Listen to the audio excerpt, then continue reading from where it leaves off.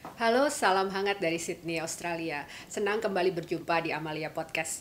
Selain menampilkan bahasan hangat dan menarik tentang berbagai topik tentang Indonesia, Amalia Podcast akan lebih banyak lagi menyajikan cerita dari diaspora Indonesia di Australia. Di episode ini saya mengundang tamu spesial yaitu Lucy Rahmawati, penyanyi Indonesia yang sempat bergabung di AB3, salah satu grup vokal perempuan terkemuka di Indonesia. Lucy kini menetap di Sydney bersama keluarganya. Saya akan berbincang-bincang dengan Lucy Rahmawati seputar kehidupan barunya di Australia sebagai diaspora dan aspirasinya seputar dunia kesenian di Indonesia. Mari simak perbincangan kami berikut ini.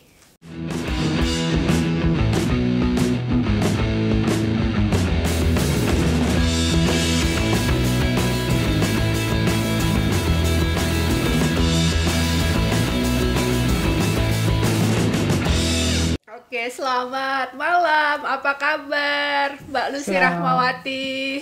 Selamat malam, Mbak Lia. Kabar baik, alhamdulillah. Aduh, senangnya bisa ketemu dengan idola zaman kuliah.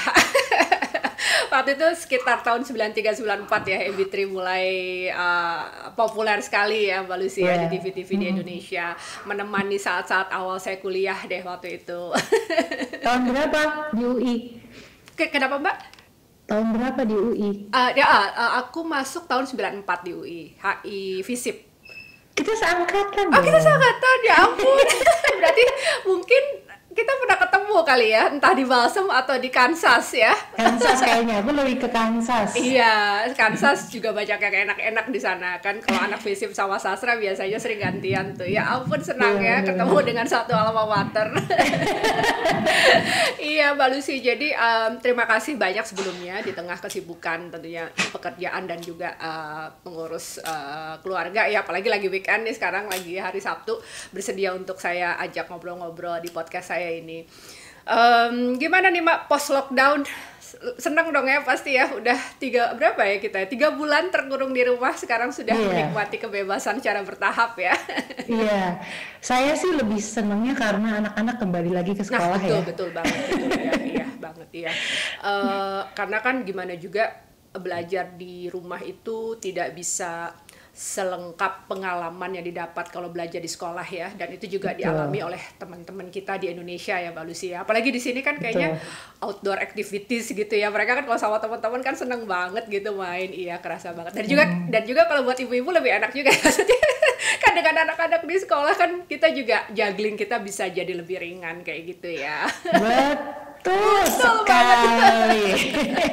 Binder Mbak, binder. Saya dulu soalnya juga bawa anak waktu saya kuliah di New Zealand. Itu kalau anak-anak libur, itu apalagi kalau libur summer 3 bulan, udah deh. Nggak tahu kapan saya nulis tesisnya, benar-benar harus diatur banget. Tapi congratulations ya Mbak, alhamdulillah kita akhirnya bisa melewati masa-masa lockdown ini. Juga pasti udah vaksin ya, saya juga udah full vaksin, merasa lebih protected. Mudah-mudahan saja situasi berangsur membaik dan khususnya entah kapan, mungkin sometimes next year bisa pulang kampung ya kita Mbak ya, kayaknya soalnya udah mulai dibuka lagi nih perbatasan, insyaallah ya. Mudah-mudahan pengennya sih ya. gitu. Udah 2 tahun saya nggak mudik soalnya. Oke Mbak, dari ngobrolan awal kita nih ya, Mbak Lucy sejak kapan mulai tinggal di Australia Mbak? Kami pindah secara massal sekeluarga ke Australia ini itu sejak bulan Desember 2016. 2016 ya, jadi sekitar sudah 5 tahun ya. Kurang lebih, hampir 5 tahun. Sudah masuk satu repelita kalau di Indonesia. Ya, betul. Sepertinya sudah cukup mengalami atau sudah melewati fase settlement yang cukup kuat untuk hidup di negara baru ya Mbak ya, walaupun pasti suka dukanya juga masih banyak sekali. Nah, jadi Mbak, jadi di pengantar saya sempat katakan bahwa episode podcast saya ini saya ingin mengangkat lebih banyak cerita tentang diaspora Indonesia di Australia dan juga mungkin di negara-negara lain juga, karena pasti banyak cerita, pasti banyak pengalaman, motivasi ataupun inspirasi yang bisa digali oleh teman-teman kita lainnya di Indonesia. Nah, kalau kata literatur sih Mbak ya, literatur demografi atau ilmu-ilmu migrasi, saya dan Mbak Lucy, aduh saya nih kita udah akrab aja nih kita ya. Katanya kategorinya itu adalah marriage migrant woman.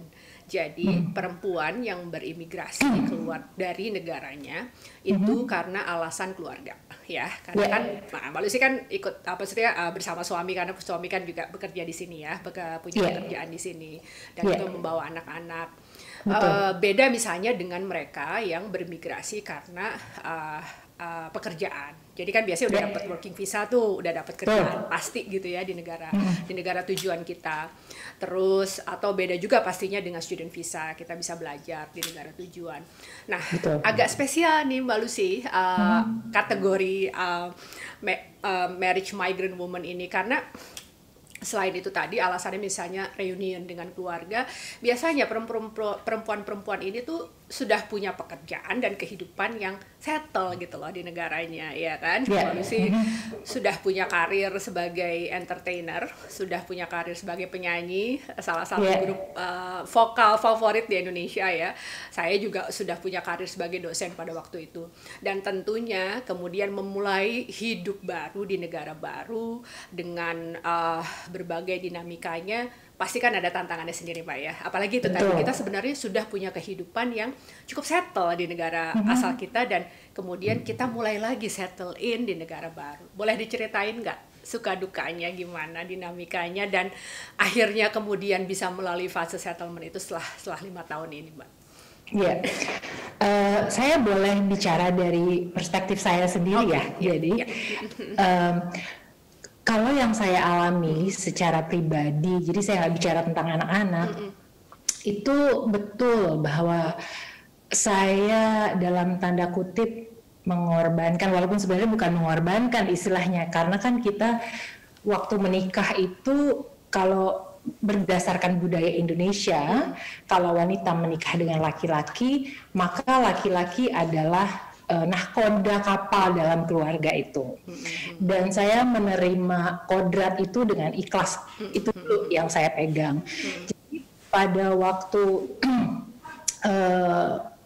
kami memutuskan untuk pindah ke Australia, itu banyak sekali pertimbangannya. Bukan cuman mungkin ya pertimbangan saya sebagai wanita di luar saya sebagai ibu itu mungkin jadi pertimbangan yang paling terakhir gitu. Jadi pada saat saya datang ke sini tuh benar-benar semua mulai dari nol, kembali mulai dari nol.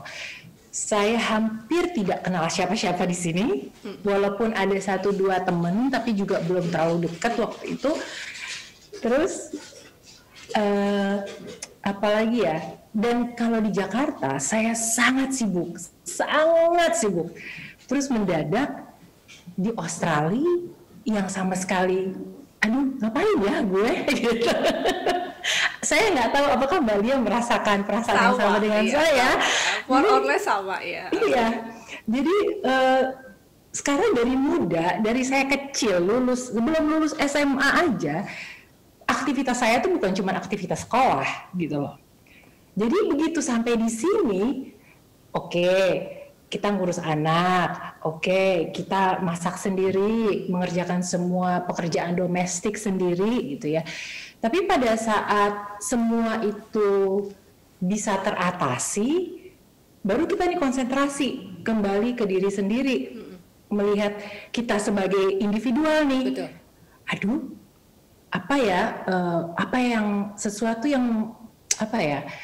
sebuah aktivitas yang punya arti khusus untuk saya. Betul. Di sini tuh apa yang membuat saya pribadi itu menjadi dalam tanda kutip hidup, feeling alive gitu. Saya mencoba menggali, saya suka olahraga. Terus saya 6 bulan pertama, saya mencoba jadi member di gym. Sebenarnya saya di Jakarta juga pernah jadi member di gym, tapi nggak bertahan lama karena saya nggak suka. Terus saya tiap hari aktivitasnya habis ngedrop anak sekolah, semua tugas domestik selesai, saya pergi ke gym. Nah, tapi setelah itu, setelah ke gym, tiap hari ke gym, terus berkumpul dengan komunitas yang ada di sana, di mana berbagai macam bangsa dan negara ada di situ berkumpul, dan semuanya rata-rata ibu-ibu seperti saya gitu ya. Lama-lama saya berpikir lagi, saya butuh sesuatu yang lebih dari ini, apa ya? Gitu. Terus saya bingung, saya bilang sama suami, boleh nggak saya kerja? Saya bilang gitu. Terus, tapi saya berpikir lagi, saya mau kerja apa ya? Seumur hidup saya nggak pernah kerja di sini, gitu loh. Dan seumur hidup saya juga nggak pernah kerja di Indonesia selain sebagai seorang penyanyi atau seniman, gitu. Saya nggak pernah kerja yang lain, apalagi kerja sama orang kan. Terus akhirnya ada seorang teman yang nggak tahu, saya rasa itu mungkin kalau kita boleh saya bilang mungkin itu Tuhan yang kasih saya, yang kirim isyarat buat saya gitu ya, dalam tanda kutip. Nggak tahu dari mana, dan saya juga nggak pernah punya backgroundnya. Tiba-tiba teman ini nawarin, kamu mau nggak kerja di aged care? Oke.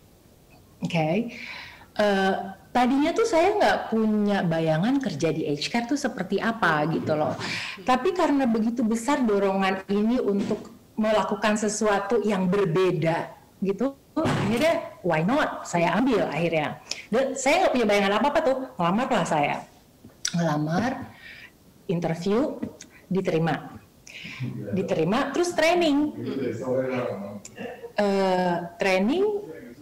terus pas praktek training, saya mulai antara kaget, antara gugup, antara something new gitu. Oh gini kerjaannya, oke. Terus saya tahu banyak orang di luaran yang memandang sebelah mata dengan pekerjaan ini.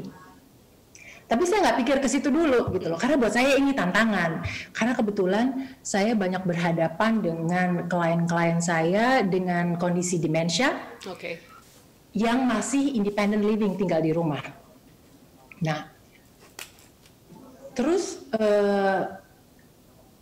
kok somehow setelah beberapa minggu saya lakukan pekerjaan ini, hati saya kayak tergerak gitu loh. Kayak pengalaman ini pernah saya alami sebelumnya. Pengalaman ini pernah berhubungan dengan apa yang pernah pengalaman pribadi saya yang saya rasakan dengan anggota keluarga saya yang dekat gitu. Terus saya mulai belajar nih, karena training saya bukan spesifik demensia. Saya mulai tertarik karena menantang kan, saya suka sesuatu yang challenging gitu. Terus saya coba, apa sih kondisi ini tuh seperti apa, bagaimana gejalanya, bagaimana cara berkomunikasi dengan orang demensia yang istilahnya tuh yang baik. Terus akhirnya saya request sama tempat saya bekerja, boleh nggak saya di training spesifik demensia, saya bilang. Karena saya tertarik. Akhirnya pertama saya dapat induction tentang demensia. Dari situ saya ngerasa saya mau lebih dari ini gitu. Akhirnya saya di-refer ke sebuah namanya Open Online Massive Course, Massive Open Online Course. Pokoknya MOOC gitu singkatannya. Itu free course yang diselenggarakan oleh Universitas Tasmania. Pokoknya gratis, tentang demensia. Ada 2 unit. Yang pertama itu understanding dementia, terus yang kedua preventing dementia.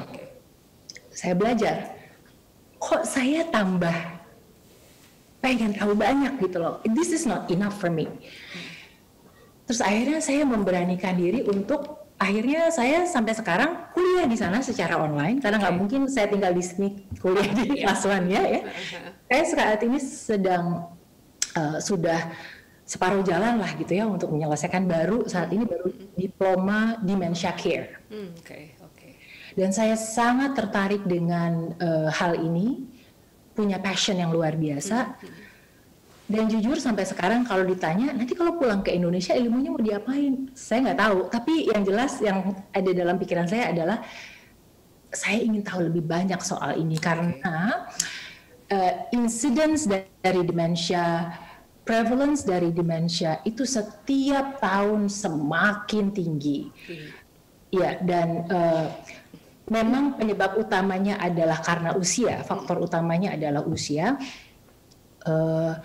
Tapi ada juga orang-orang yang istilahnya younger onset dementia yang terkena demensia di usia di bawah 65 tahun. Jadi ini sangat-sangat menarik buat saya pribadi gitu loh. Iya. Oke, terima kasih banyak Mbak Lucy, penjelasannya menarik sekali ya. Jadi kalau saya boleh simpulkan, banyak sekali sebetulnya pelajaran hidup lah yang bisa tadi ditarik dari cerita yang singkat itu ya. Salah satunya adalah sebetulnya kita tinggal di luar negeri gitu ya, dengan kondisi tadi ya, bahwa kita sebetulnya sudah punya karir yang cukup settle, kehidupan yang sudah cukup settle di negara asal, tapi justru di negara tujuan kita malah bisa change career, ya kan Mbak? Sesuatu yang tadi nggak kepikir, dan itu nggak kepikir kita lakukan di tanah air kita lakukan di sini, ternyata kita justru menyukainya, kita ternyata punya passion ke situ ya, dimana dan apa yang saya perhatikan kalau di luar negeri, khususnya di Australia, kita mau change career itu usia tuh nggak ada pengaruh kan Mbak gitu ya. Ya sampai sekarang pun kita kayak Mbak Lucy masih bisa kuliah online ya. Saya juga sebetulnya punya kepikiran juga Mbak, kalau saya punya ketertarikan ke early childhood education. Jadi mungkin someday saya juga kadang kan masih juga lah ya di dunia pendidikan gitu, pengen gitu loh, dan apalagi tadi dengar cerita Mbak Lucy saya makin semangat gitu. Mungkin saya pengen undang di session lain kita khusus bicara tentang masalah aged care, karena banyak banget kayaknya ya aspek menarik yang bisa kita gali ya. Tanya jadi tentang demensia itu ya, Mbak Lucy sekarang sedang sangat punya passion, punya minat untuk menekuni tentang demensia itu sendiri. Oke. Nah, kalau tadi dari cerita Mbak Lucy, proses untuk beradaptasi gitu ya, atau proses untuk settling sebagai marriage woman, sebagai marriage migrant woman ini, kira-kira support system apa yang dibutuhkan Mbak? Dan apa support system yang terasa paling Mbak rasakan dalam masa transisi tersebut? Yang pertama suami ya, keluarga ya di situ ya. Iya, tapi terutama suami. Karena kalau di Indonesia, suami itu lebih banyak perannya sebagai provider, jadi yang mencari nafkah. Sementara istri itu dikategorikan sebagai yang menjaga anak, mengurus anak, mengelola rumah tangga. Tapi kalau di sini, saya rasa suami juga harus berperan dalam mengelola rumah tangga. Iya, betul. Karena jadi peran ayah dan ibu itu sangat kental kalau kita tinggal di sini, karena kita nggak punya domestic assistant, kita nggak punya orang yang biasa jaga anak di rumah. Jadi ayah dan ibu bersama-sama itu ya, bersama-sama. Iya, itu peran suami sangat-sangat penting buat saya. Terus yang kedua, suami juga berperan dalam memberikan support, dalam arti kata gini, kalau saya mau kerja, kalau saya ingin punya satu kegiatan yang meaningful dan punya purpose untuk saya di luar tugas saya sebagai seorang ibu, yang pasti saya butuh dukungan suami saya dong. Kalau dia nggak kasih izin, atau karena kita kan orang timur ya, nggak kayak orang bule gitu ya, dalam tanda kutip, yang istilahnya sebagai seorang perempuan dewasa saya berhak untuk menentukan apa yang ingin saya lakukan dan sebagainya gitu. Terus yang kedua, support yang paling penting adalah komunitas dengan kayak saya punya komunitas ibu-ibu Indonesia gitu. Jadi yang bukan karena Indonesianya, tapi karena kita sama-sama punya problem yang sama gitu, dalam arti kata kita datang dari negara yang lain, pindah ke sini dengan value yang berbeda, tapi harus mampu untuk survive tinggal di sini gitu.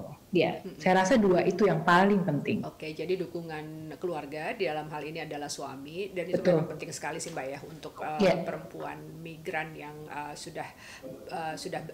perempuan migran yang sudah menikah, itu memang dukungan suami sangat penting karena on the other hand kadang malah suami yang kemudian menjadi penghambat gitu ya untuk kasus-kasus yang sedihnya gitu ya, seperti itu. Tapi alhamdulillah ya Mbak Lucy dan ya saya juga punya suami yang sangat suportif untuk mendukung kemajuan kita gitu ya sebagai perempuan yang bermigrasi ke luar negeri. Dan tadi support system lain adalah komunitas ya di sini. Ya saya juga punya sih teman-teman Indonesia sama sih awal. Karena kan kita pertama butuh apa ya? Ya yang pasti butuh teman, terus dan yang itu tadi ya path of life-nya sama kan. Gimana terus kita berusaha settle di sini, termasuk info-info kayak dokter mungkin ya, pengasuhan anak atau belanja grocery yang ada kan ya kan. Yang kita masak kita nggak ada kencur atau apa, kita tanya kemana gitu kan, juga bisa untuk membentuk sebuah hubungan yang konstruktif di situ ya Mbak Lucy ya, saling mendukung gitu. Kalau misalnya dari pemerintah Australia sendiri ada nggak sih Mbak secara spesifik gitu yang mungkin untuk akses ke pendidikan atau untuk akses informasi ke kursus-kursus yang dibutuhkan, ada Mbak? Kalau untuk saya pribadi kebetulan saya dapat karena saya sekolah di Malaysia ini, saya dapat bantuan dari Commonwealth, 50% dari biaya tuition fee ya, tuitionnya ditanggung oleh pemerintah gitu.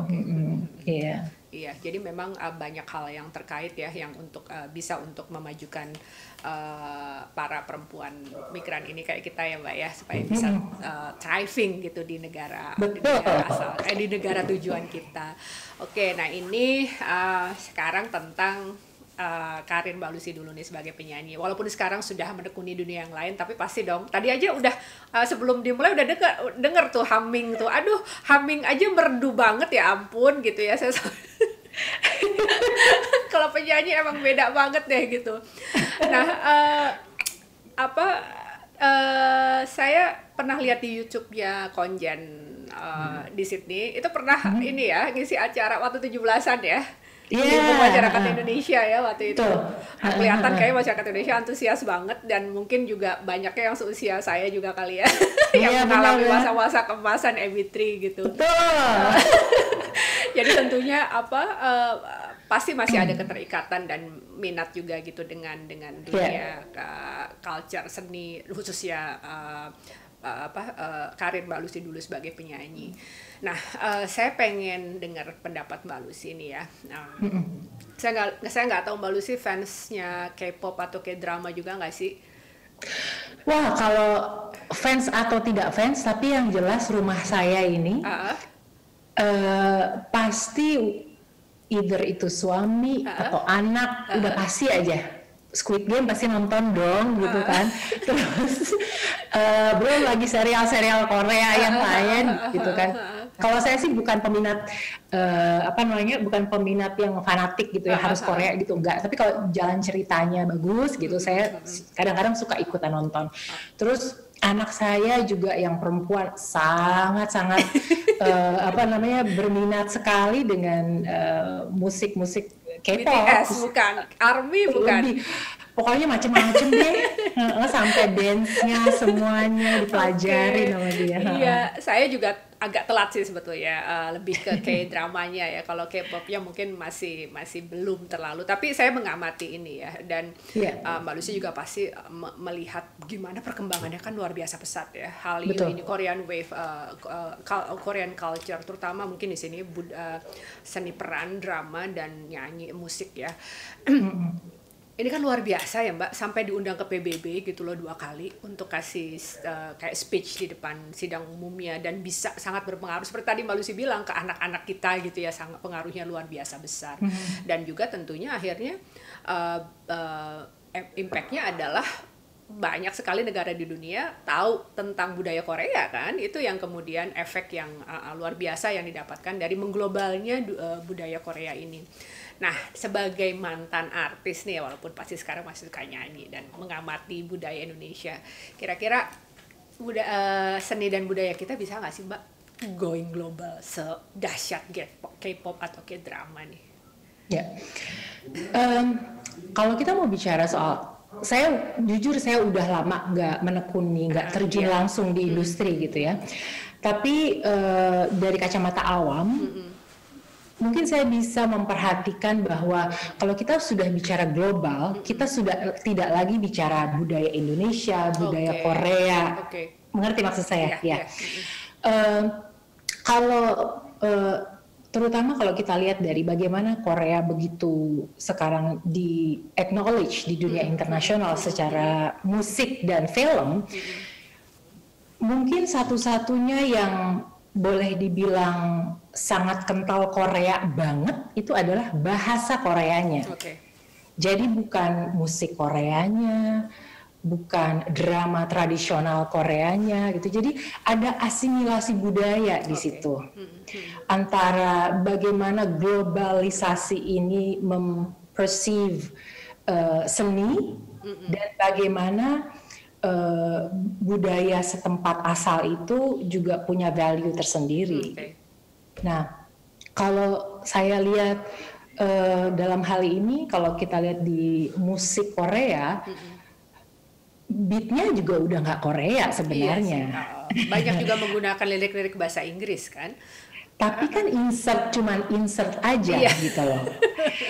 Jadi bahasanya mereka pakai bahasa Korea.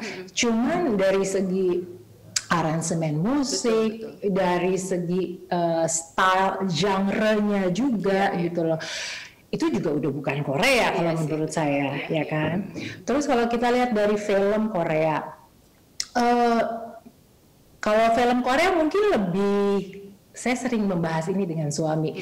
Kalau kita nonton perbandingan kita antara film Barat dan film Korea, kalau kita lihat di film Barat itu, kalau ada adegan panas dalam tanda kutip itu vulgar gitu kita lihatnya, gitu kan.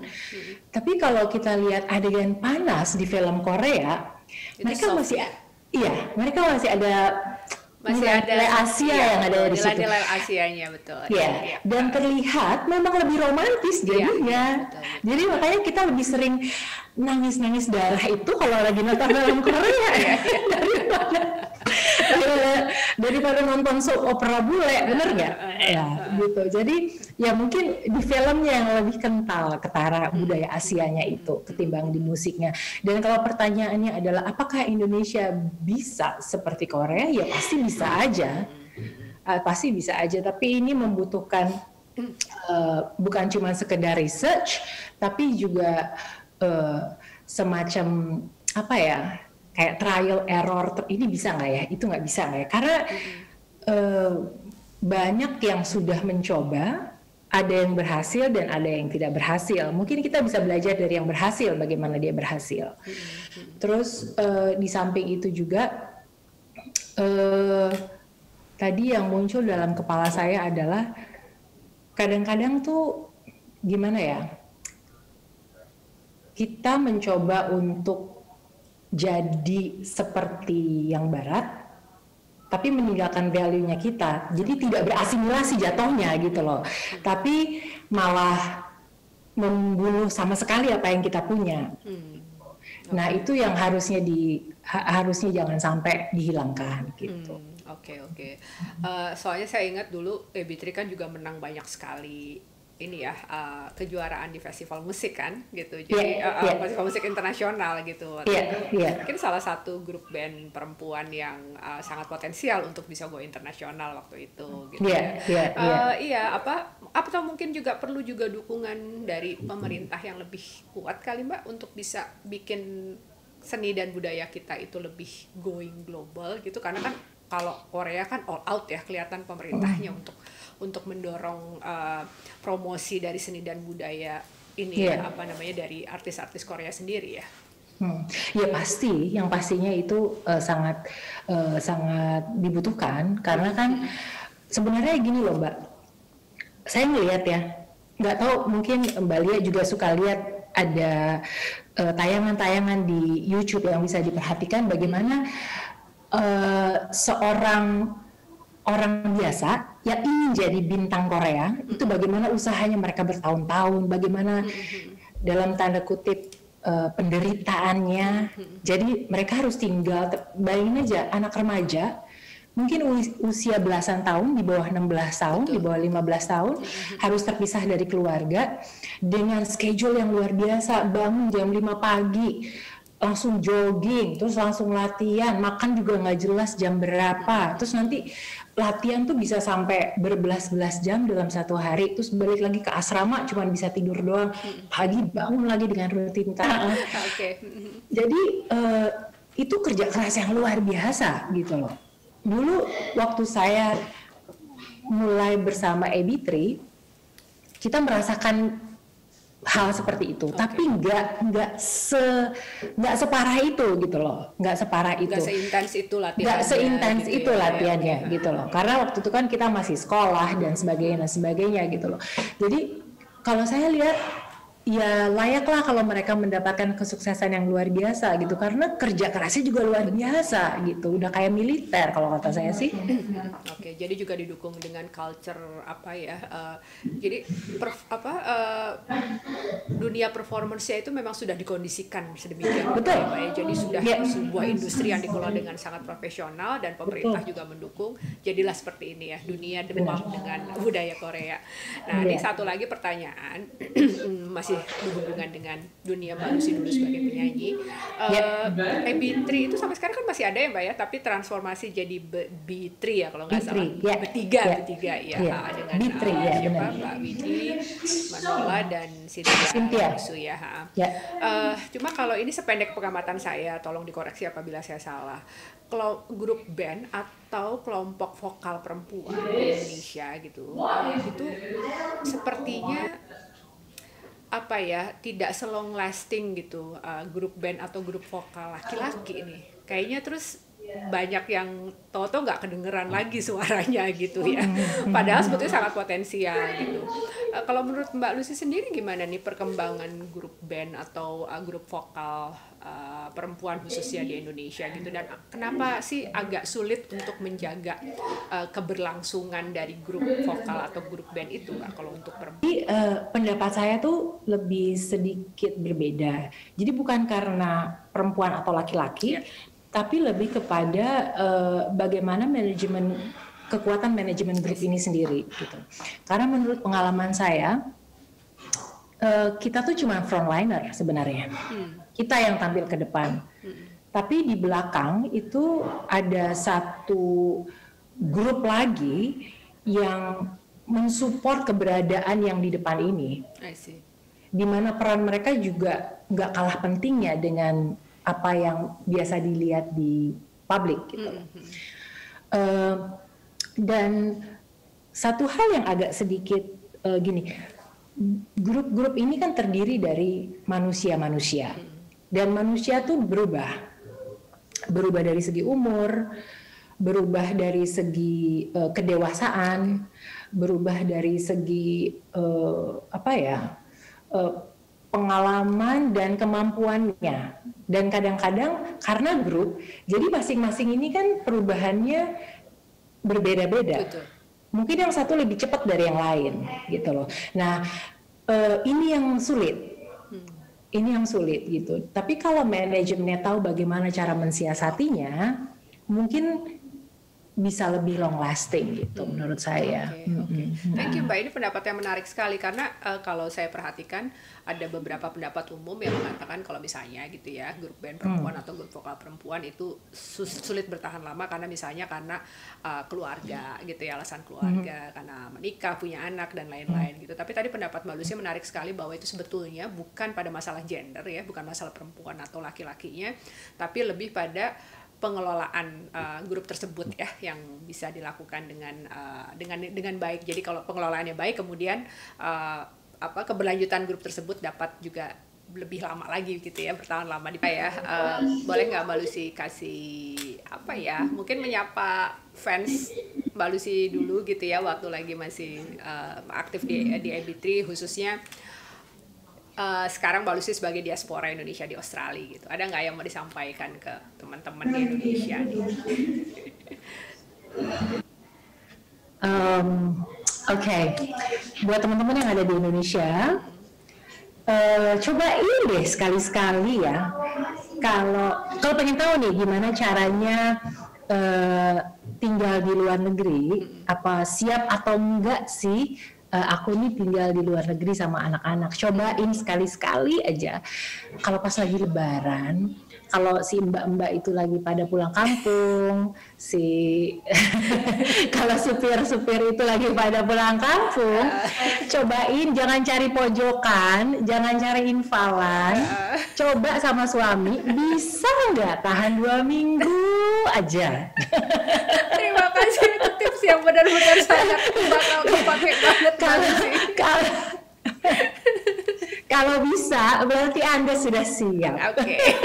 Jadi sebetulnya bukan di masalah dokumen aja gitu ya, atau kelengkapan dokumen imigrasi, tapi di situ kalau lebaran nggak ada mbak, berdua aja sama suami sama anak-anak, berarti tes paling penting sudah terlampaui ya. Karena kadang memang kita suka dapet komentar, enak ya tinggal di luar negeri. Aduh, kayaknya foto-fotonya keren-keren gitu, padahal tidak. Iya, betul. Banyak yang tidak terungkapkan dari foto-foto kita yang keren-keren itu ya Mbak ya. Dan terima kasih di kesempatan malam ini di podcast saya, Mbak Lucy sudah berbagi dengan cukup banyak gitu ya tentang bagaimana dinamika suka duka, dan insya Allah tentunya banyak sukanya ya kehidupan sebagai perempuan migran gitu ya, sebagai seorang diaspora Indonesia di Australia. Apalagi senang juga mendengar bagaimana kemudian sekarang memilih karir yang berbeda dengan dulu yang dijalani di Indonesia, dan kemudian dijalani dengan sepenuh hati, dengan sepenuh passion ya. Semoga juga bisa menginspirasi teman-teman perempuan lain, khususnya yang mungkin sedang memutuskan untuk pindah ke luar negeri atau sedang menjalani hidup di luar negeri seperti kita berdua ini. Nah, satu lagi terakhir penutup, boleh nyanyi sedikit aja sih, tapi jangan humming. Aku kangen sama suaranya Mbak Lucy. Oke. Tadinya mau ikut sing along, cuma aku tahu kemampuan, jadi mendengerin suaranya Mbak Lucy aja. Oke. Ini dari album saya yang terakhir. Mungkin nggak banyak yang tahu karena waktu itu kenapa ya? Karena waktu itu atas satu dan lain hal kita nggak terlalu banyak promosi, tapi ini yang terakhir yang saya torehkan di industri musik Indonesia. Oke. Lagu ini saya yang ciptain. Terus lagu ini saya yang ciptain, terus yang bikin musiknya waktu itu diaransemen sama Bujana. Mas Dewa Bujana. Bilakah saatnya dia akan tiba, kau belahan jiwa untukku selamanya, mungkin masih lama atau besok lusa, ku tetapkan ada menantikannya. Suaranya masih jernih, masih bening banget. Nggak ada bedanya sama berapa 20 tahunan yang lalu. Keren banget. Terima kasih banyak Mbak Lucy Rahmawati. Terima kasih sudah meluangkan waktu di malam ini. Semoga selalu sehat bersama keluarga, bahagia, juga lancar karirnya Mbak di tempat yang baru ini. Keep in touch, mudah-mudahan kita someday bisa ngobrol lagi, mungkin ketemu di acara masyarakat Indonesia kali ya, atau kita ketemu di salah satu restoran Indonesia. Di Mie Kocok ya, Mie Kocok Bandung. Oh iya, oke. Kawan-kawan kita janjian ya di Mie Kocok Bandung. Oke, terima kasih selalu keluarga ya Mbak, untuk suami dan juga untuk anak-anak sama-sama. Terima kasih banyak. Terima kasih. Selamat malam. Bye. Selamat malam. Demikian perbincangan saya dengan Lucy Rahmawati, penyanyi dan mantan personel IB3, salah satu grup vokal perempuan terkemuka di Indonesia, seputar kehidupannya di Australia dan aspirasinya sebagai diaspora, dan tentang perkembangan seni budaya Indonesia. Simak terus channel ini dan subscribe untuk mendapatkan update episode baru dan menarik lainnya. Ayo divaksin dan tetap jaga protokol kesehatan ya, tetap semangat.